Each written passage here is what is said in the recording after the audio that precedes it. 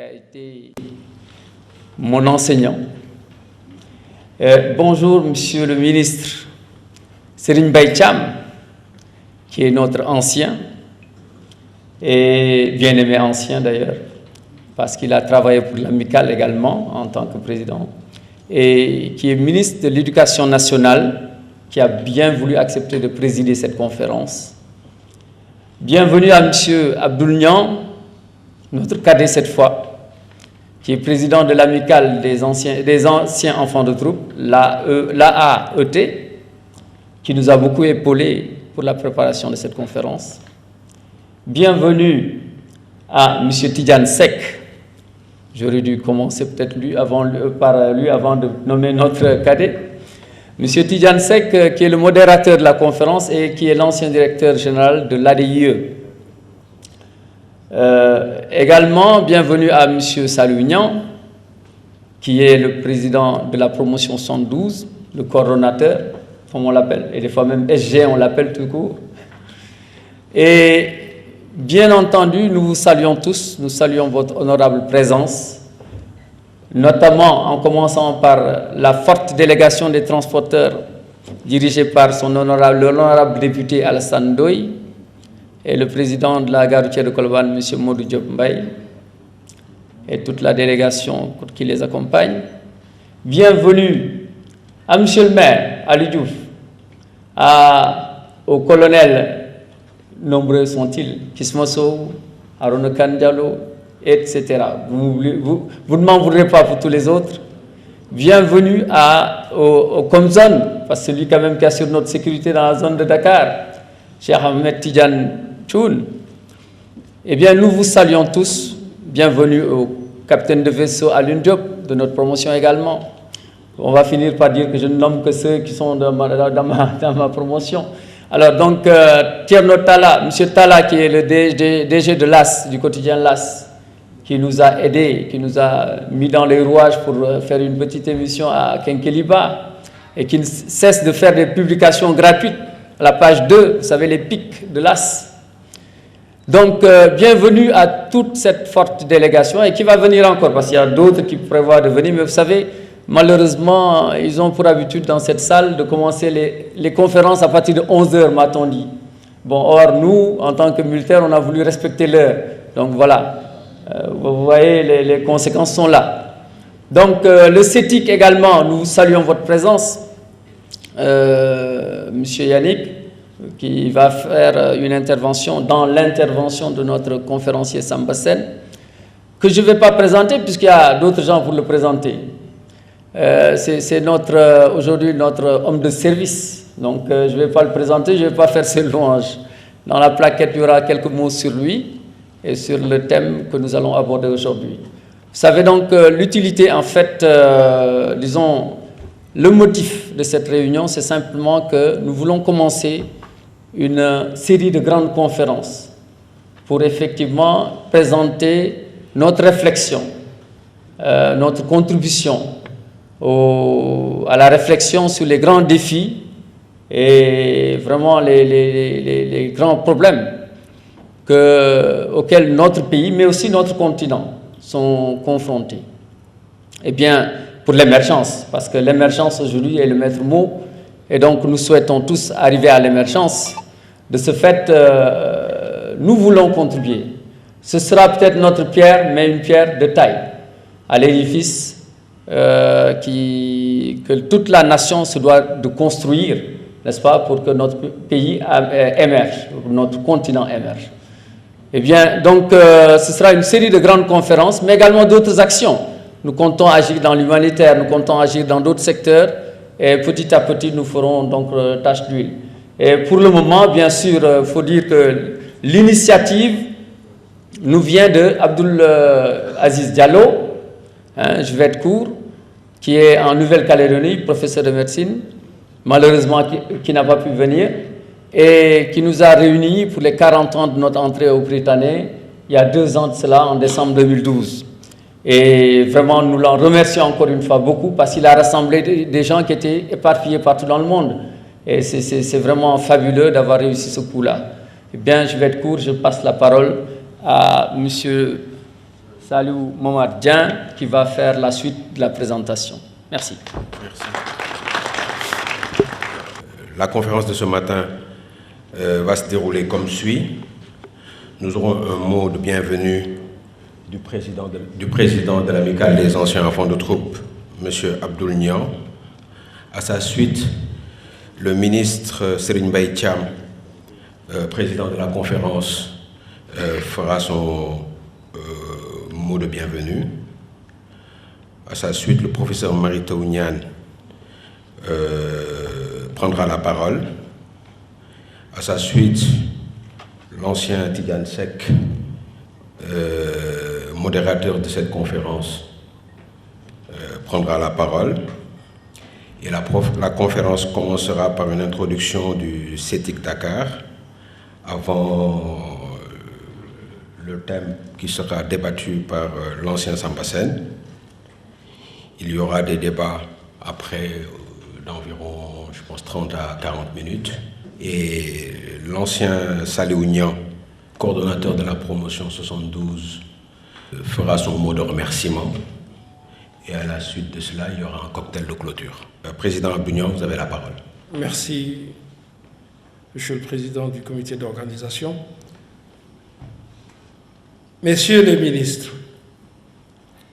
Mesdames, Messieurs les autorités civiles et militaires, Mesdames, Messieurs en vos rangs et qualités, chers anciens, chers cadets, chers participants.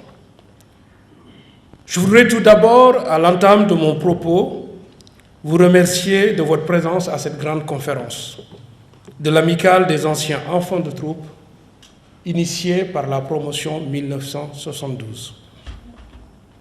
Votre présence est significative, car elle témoigne aux uns et aux autres tout l'intérêt porté à notre association et plus spécifiquement à tous les membres qui la composent. En ma qualité de président, je voudrais m'en réjouir très chaleureusement, vous souhaiter la bienvenue et vous en remercier très sincèrement. Ce samedi 20 décembre 2014 est un jour spécial, en ce sens que les anciens enfants de troupe, dans l'esprit de savoir pour mieux servir, et toujours en quête du savoir en bandoulière, sont à l'université Cheikh Anta Diop, temple du savoir et creuset du panafricanisme, pour échanger avec vous sur le numérique, l'innovation et le développement de l'Afrique. Grande interrogation pour une grande conférence. Cependant, je demeure persuadé que la devise de l'UCAD étant « Lux me alex », alors la lumière jaillira. Monsieur le ministre de l'Enseignement supérieur. Mesdames, Messieurs, chers AET, être ancien enfant de troupe constitue aujourd'hui un label de fierté. C'est pour cette raison que nous avons le devoir de sauvegarder l'engagement citoyen et la culture de l'excellence. Être ancien enfant de troupe ne saurait se résumer en un rassemblement de promotionnaires nostalgiques, tournés vers le passé. C'est aussi des défis à lever tous les jours, ainsi qu'un pari sur l'avenir. Depuis sa création, notre amicale a réalisé de belles actions, dont il me plaît de citer ici quelques-unes. Les journées carrières pour le Prytanée militaire de Saint-Louis, qui permet d'aider les futurs bacheliers à choisir une filière de formation. La distribution des prix au PMS pour récompenser les enfants de troupe les plus méritants chaque année. La randonnée annuelle des AET, qui est une sorte de grande retrouvaille entre AET, leurs familles et leurs amis autour du sport. Les consultations ou les journées citoyennes de l'Ondjoukol, qui sont des consultations médicales et actions humanitaires destinées aux employés civils du PMS habitant pour l'essentiel les villages de Bango, Sanar, Ngalel et Makatoubé. La construction de notre siège. Pour la petite confidence, dans la construction de notre siège, Monsieur le conférencier, nous ne sommes pas allés jusqu'au numérique, mais nous avons quand même innové. Bon, heureusement, votre promotion aussi, fort heureusement, est à jour de ses cotisations. Je saisis l'occasion pour vous féliciter, sinon ça aurait pu... Et non seulement pour vous féliciter de cela, mais pour vous féliciter de cette belle initiative qui nous réunit aujourd'hui. Cher AET, la conception et la mise en œuvre de toutes ces réalisations nécessitent votre engagement, reflet de votre investissement humain et de votre sacrifice matériel. Je voudrais vous en remercier et vous encourager à persévérer. Mesdames, Messieurs, chers participants, la vocation de notre amicale est aussi d'innover. Nous ne pouvons innover sans aller vers les autres, des autres soi-même. C'est pour cela que nous sommes venus vers vous. N'hésitez pas à venir vers nous. C'est ensemble que nous pourrons au mieux être utiles à l'Afrique et à nous-mêmes. Mesdames, Messieurs, je vous remercie de votre aimable attention. Monsieur le ministre Serigne Mbaye Thiam. Quelques mots, Monsieur le ministre de l'Enseignement supérieur et de la Recherche, chers invités, et tout le reste, au lieu de me mettre à dire des titres, je vais dire chers camarades, anciens enfants de troupes. Parce que c'est ça que nous partageons, c'est ça qui fait qu'on est ici aujourd'hui. Et quelque part d'ailleurs, j'aurais pu confondre le ministre de l'Enseignement supérieur dans ça, parce qu'il nous a accueillis là-bas à Saint-Louis, pour être des anciens enfants de troupes du Britannique militaire de Saint-Louis, à plusieurs titres, en tant que Saint-Louisien, en tant qu'ancien recteur de l'Université de Saint-Louis, pour le prolongement. Je voudrais le remercier à votre nom, à vous tous, vraiment d'avoir répondu à l'invitation qu'on lui a adressée. C'est ce qui montre un peu l'engagement qu'il a pour la fonction qu'on lui a confiée, et puis l'engagement qu'il a pour tout ce qui touche l'innovation, la recherche, qui est le thème un peu de la conférence de ce matin. Et c'est la raison pour laquelle d'ailleurs je voudrais m'excuser par avance, parce que j'ai d'autres obligations. J'avais indiqué que 9h30, 11h, je pourrais être là, parce que j'ai d'autres obligations à 11h. Donc, avec votre permission, je vais le laisser continuer à présider la conférence de ce matin. Et après avoir dit quelques mots, partager avec vous quelques réflexions sur ça. Je voudrais donc, après les salutations d'usage, remercier la promo 72 de m'avoir invité à cette conférence et d'avoir proposé que je la préside. Et indiquer que par cette initiative, on est en droite ligne un peu de ce qu'on attend des AET, dont la devise est savoir pour mieux servir. Et en prenant cette initiative au niveau de l'université Cheikh Anta Diop de Dakar, on répond donc toujours à cette devise-là qui a été un peu la marque de fabrique des anciens enfants de tout. Et surtout pour un thème qui est d'actualité et qui est très pertinent à l'heure actuelle pour notre pays, le numérique, l'innovation et le développement de l'Afrique. Ce thème, en ce qui me concerne un peu, est au cœur de la mission qu'on m'a confiée, qui est la mission de former des Sénégalais de demain. Et je l'ai dit d'ailleurs à l'Assemblée, ça n'a pas été toujours, ça n'a pas été traduit de façon tout à fait fidèle, quand j'ai indiqué que au mois d'octobre 2012, lorsque le Premier ministre Abdou Mbaye m'a appelé pour me dire que je devais quitter l'enseignement supérieur pour aller à l'éducation, pendant la période où on m'a annoncé ça, où ça a été confirmé par le décret et la période de passation de service, je réfléchissais un peu au sens à donner à ma mission. Je n'ai pas dit que je n'ai pas dormi. Un ancien enfant de troupe ne dort pas parce que c'est difficile. Je n'ai pas dit que je n'ai pas dormi, j'ai dit que je réfléchissais beaucoup. Quel est le sens à donner à ma mission? Et je me suis dit, en octobre 2013-2014, un enfant qui a 6 ans, qui rentre à l'école, si tout se passe bien au niveau de ses études,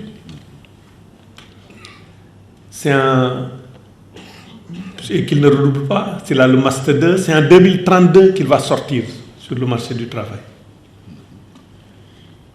S'il sort à 25 ans, jusqu'en 2069, il sera en train de travailler. Donc, qu'est-ce qu'on nous demande? C'est de former des enfants pour des métiers qui n'existent pas encore, pour résoudre des problèmes qui n'en sont pas encore. Parce que quels sont les problèmes avec lesquels on va être confronté en 2040, 2050? Quels sont les métiers qui vont être les métiers de 2040, 2050? Et peut-être avec des méthodes pédagogiques qui n'ont pas encore été inventées. C'est ça la difficulté de la tâche et c'est ça que j'ai mis en perspective, bon, bien sûr. Mais c'est à la fois exaltant d'avoir cette mission-là. C'est la raison pour laquelle ce thème que vous avez est extrêmement important parce que on nous demande donc d'avoir des citoyens qui ont un ensemble de compétences qui leur donnent la capacité de résoudre des problèmes de manière créative. Ça veut dire d'innover, de ne plus être dans le train-train de la façon dont les questions étaient résolues jusqu'à présent, parce qu'on est en face de questions de plus en plus complexes. Pour un peu faire un parallèle, parce qu'il s'agit de développement, donc de développement économique, dans les modèles économiques classiques, la croissance de la production est associée à l'augmentation de facteurs de production. Ce concept que les économistes appellent accumulation du capital. C'est des modèles un peu qui ont été suivis par des pays comme les Philippines, Singapour, actuellement la Chine, où on essaye d'utiliser des facteurs de production pour des gains de production. C'est des modèles qui, à terme, génèrent de moins en moins de gains de production. C'est pourquoi des pays comme les Philippines et tout ça se sont essoufflés, à un moment donné, qui ont bâti leur modèle de croissance sur le textile ou autre. Et l'autre moyen d'avoir des gains de production, c'est d'asseoir sa croissance sur la valeur économique générée par les citoyens. Donc ça, c'est les modèles dits de la nouvelle croissance qui mettent l'accent sur la création de nouveaux savoirs, sur l'innovation. Ça veut dire qu'au lieu de faire ce micro-là, on va introduire de la technologie, de l'innovation. On n'accroît pas le nombre de micros qu'on fait. Si le micro coûtait 100 francs, on va créer peut-être un micro maintenant qui va coûter 10 000 francs. C'est l'intensité de l'innovation du savoir introduit dans le micro qu'on augmente. C'est le nouveau modèle par rapport au modèle de gain de production qui vient de l'augmentation des facteurs de production. Donc ce modèle met l'accent sur la création de nouveaux savoirs, l'innovation, le renforcement des capacités humaines comme fondement de la croissance économique durable. Et ça, on y arrive grâce au renforcement de l'éducation, des capacités humaines. Les individus sont dotés de compétences qui leur permettent d'ajouter plus de valeur ajoutée à un produit qui existe déjà. Ce modèle favorise la multiplication des contributions individuelles et par là même une répartition équitable, généralisée des effets bénéfiques de la croissance. Et les économistes identifient 3 facteurs de croissance fondés sur le renforcement des capacités humaines. Le premier facteur de croissance, c'est l'intensité capitalistique, qui est l'aptitude de la population à utiliser des équipements plus productifs que les versions antérieures, qui permet donc d'aller au-delà de la production en quantité des mêmes équipements. C'est l'amélioration de la qualité du travail à travers une population active plus formée, capable d'apporter une valeur ajoutée à la production économique. Et troisième, c'est l'innovation technologique, c'est-à-dire l'aptitude de la population active à créer, à distribuer, à partager et à utiliser de nouveaux savoirs. Et dans cette approche-là, les 3 thèmes de la conférence ont été juxtaposés. On a dit le numérique, l'innovation et le développement de l'Afrique. Mais on peut dire le numérique au service de l'innovation, on peut dire l'innovation au service du numérique et les deux au service du développement de l'Afrique. Peut-être que Samba Sène aura l'occasion de nous faire ressortir les relations qu'il y a entre les 3 concepts. En somme, il nous faut apprendre aux citoyens à savoir, à créer tout au long de la vie pour mieux servir. Peut-être plus savoir seulement pour mieux servir, mais savoir, créer, innover pour mieux servir. Et tout ça, c'est savoir pour mieux servir. Il y a dans cette relation-là entre les 3 concepts, numérique, innovation, développement de l'Afrique, un impératif pour notre pays à tirer parti de cela. Et c'est la raison pour laquelle les chantiers qui sont engagés par le gouvernement à travers le ministère de l'Enseignement supérieur, qui lui-même est un chercheur, donc qui sait ce que l'innovation, la recherche scientifique peut apporter au développement du pays, ces chantiers-là sont extrêmement importants. C'est notre capacité. Innover, les gens pensent que c'est dans le domaine technologique. C'est dans ce qu'on fait tous les jours. Tous les jours. Les chantiers qu'il est en train d'aborder pour la modernisation des universités, c'est de l'innovation. Ce qu'on est en train de faire dans le domaine de l'éducation, ne serait-ce que pour gérer autrement, c'est de l'innovation. C'est quand nous sortons des acquis, des habitudes que nous avons pour essayer de faire autre chose, on innove, on va de l'avant. Et c'est la raison pour laquelle moi je félicite, c'est là que je vais terminer, je félicite la promo 72 et au-delà, je félicite l'amicale des anciens enfants de troupe d'avoir pris l'initiative de cette conférence. Et je les félicite aussi pour le thème qui a été choisi. Et je me réjouis, je sais que par le parterre de gens qui sont là, et par le conférencier Samba Sène, diplômé de l'école de télécommunications Sud Paris, le modérateur va le présenter mieux que moi, et dont toute la carrière professionnelle a été traversée a été passée dans un secteur où il faut tous les jours innover, il faut tous les jours être à jour, j'allais dire, des technologies pour avancer. Donc, qui mieux que lui pouvait traiter ce thème-là. Et il fut aussi un brillant sujet au Prytanée militaire de Saint-Louis. Donc, c'est tout ça qui fait que, avec la qualité des gens qui sont là, sous la présence du ministre Mary Teuw Niane, qui lui-même est un chercheur dans ce domaine, je pense que des contributions de substance pourront être apportées. Et je voudrais vraiment m'excuser de devoir me libérer parce que j'ai d'autres obligations et je souhaite plein succès à la conférence. Je vous remercie de votre écoute attentive.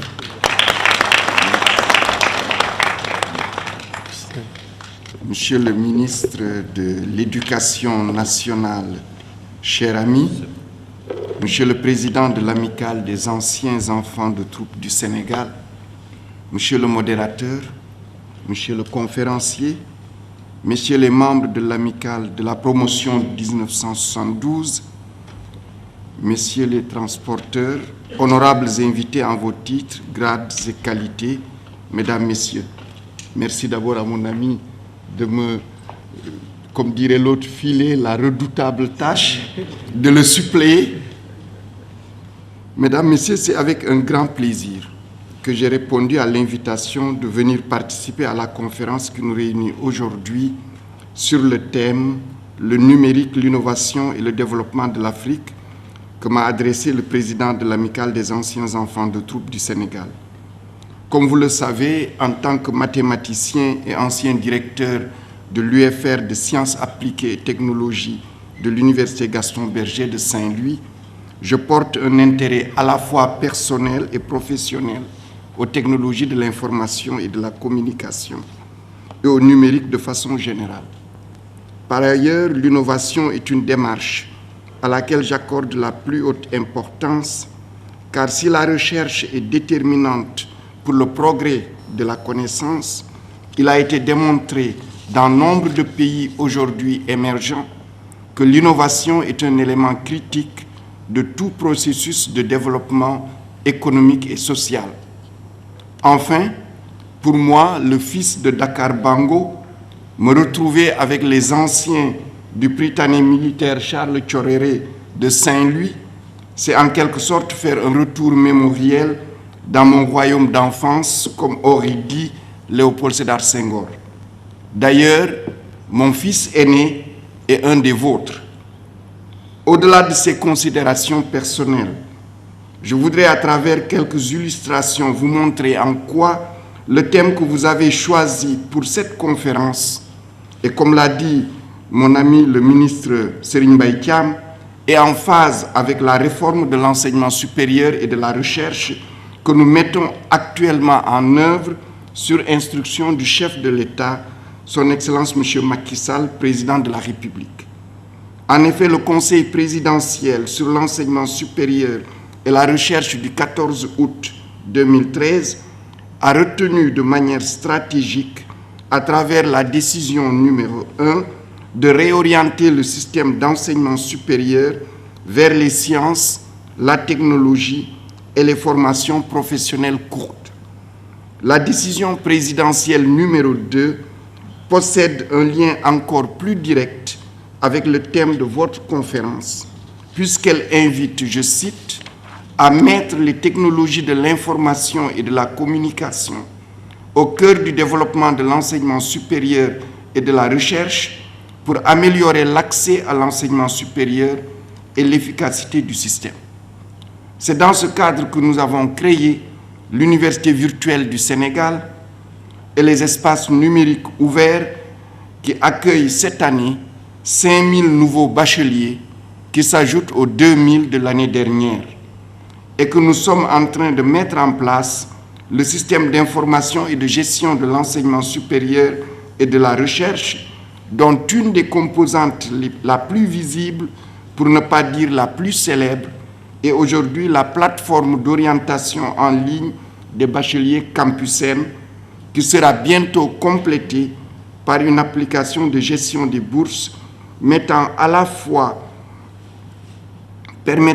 fois d'endiguer les dérives que nous avons connues dans le passé et d'améliorer les conditions de paiement des bourses aux étudiantes et étudiants.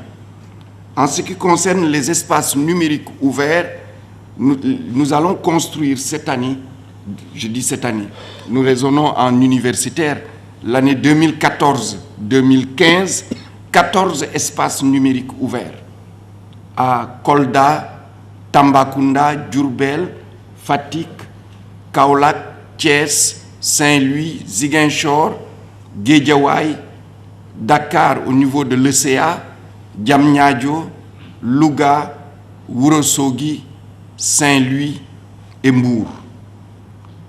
C'est également l'interconnexion de nos 5 universités publiques qui est aujourd'hui opérationnelle. Je parle sous le couvert du professeur Ibrahima Niang qui pilote ce projet, avec un débit de 310 mégaoctets, permettant notamment la matérialisation d'un vieux projet cher à la communauté universitaire, à savoir la création du réseau pour l'enseignement supérieur et la recherche, connu sous le nom de SNRER. C'est le développement de l'enseignement à distance et l'encouragement du personnel d'enseignement et de recherche à utiliser les technologies de l'information et de la communication dans leurs activités quotidiennes. Ainsi sommes-nous en train de finaliser l'abonnement à des bases de données en ligne comme Sciences Directes. Enfin, le projet Un étudiant, un ordinateur a déjà permis à 20 000 étudiantes et étudiants d'accéder à l'ordinateur portable. Il faut ajouter à cela la forte tradition de nos universités d'enseignement et de recherche au niveau des filières de l'informatique et des technologies de l'information et de la communication, ce qui nous vaut d'être choisis comme centre d'excellence africain, soutenu et financé par la Banque mondiale, dont nous avons signé il y a quelques jours le contrat de performance et de financement. C'est l'Université Gaston Berger de Saint-Louis, à travers son UFR Sciences appliquées et technologies, qui porte ce projet au nom de toutes les universités sénégalaises. Ce sont aussi les nouvelles universités dont a parlé le ministre Serigne Mbaye Thiam à Dakar, sur le pôle urbain de Diamniadio. En octobre 2016, ouvrira la deuxième université de Dakar, avec un pôle très important dans les sciences, les technologies, les sciences de l'ingénieur et évidemment dans le domaine large au niveau des TIC. À Diamniadio aussi, un institut supérieur d'enseignement professionnel, ISEP, va être créé avec une filière mécanique auto et une filière métier des TIC. C'est un projet soutenu par la COICA. Il en est de même pour ce qui concerne évidemment l'université du Sine Saloum de Kaolack, qui ouvrira aussi ses portes en octobre 2016. Je veux souligner simplement au niveau du nouveau pôle urbain de Diamniadio la mise en place à partir du premier trimestre 2015 de la Cité du Savoir, qui est une structure extrêmement importante qui va abriter un pôle recherche tourné autour des mathématiques, du numérique, des technologies de l'information et de la communication. Je voudrais donc saluer la tenue de cette conférence qui est au cœur des problématiques du gouvernement du Sénégal, mais particulièrement de l'éducation de manière générale et de l'enseignement supérieur et de la recherche, et saluer aussi le choix de M. Samba Sène, qui est un éminent spécialiste du domaine. Et je suis convaincu que la lecture qu'il nous livrera tout à l'heure attirera toute notre attention et posera les grands problèmes et aussi sans doute pointera un certain nombre de solutions. Je vous remercie de votre aimable attention.